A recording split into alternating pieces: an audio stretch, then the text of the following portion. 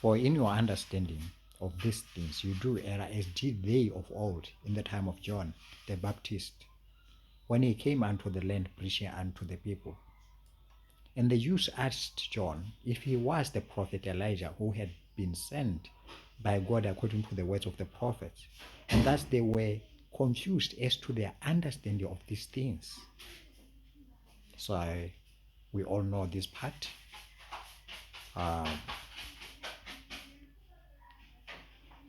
We all know this part.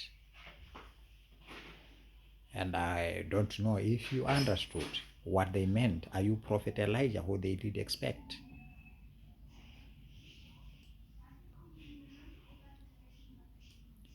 For they did not understand how the hearts of the children could be turned to the fathers, and how the hearts of the fathers could be turned to the children, so that the earth would not be smitten with a curse according to the words of the prophets. And in the latter days you shall also be confused about this meaning, even so much that you shall begin to commit great abomination before God in the works that you assume you are doing, being the children for the dead. Being the dead being who?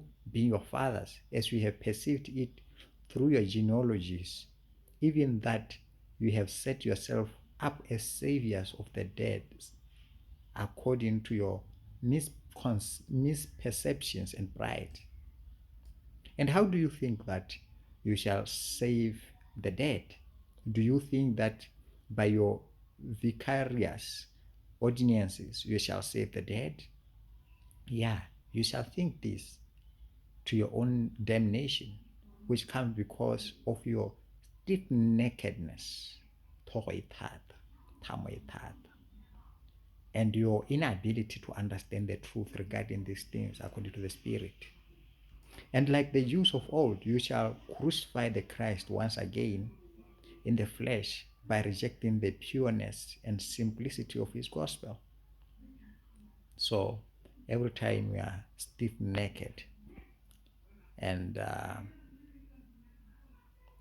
we are still not able to understand the truth of the gospel, every time we crucify Christ again and again in the flesh, because we are rejecting the pureness and simplicity of his gospel.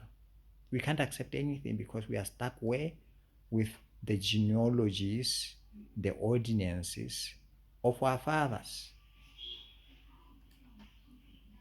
Who are our fathers? The dead. Those fathers who are dead. And here we're talking about cultures, traditions, which were an abomination because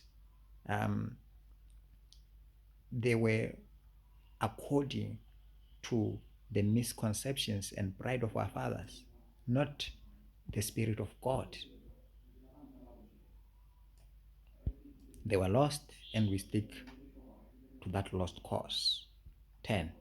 And like the Jews of old, you shall crucify the Christ once again in the flesh by rejecting the pureness and simplicity of his gospel.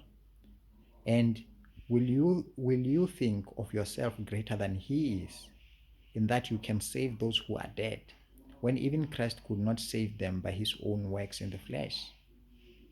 And now I've been commanded to give you unto you in plainness the things that you have misunderstood, and which have been hidden from you because of your wickedness and your pride.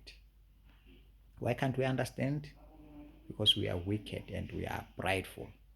Okay, let's go on and be patient and listen. 12. For behold, the prophet among you in the latter days shall give unto you a revelation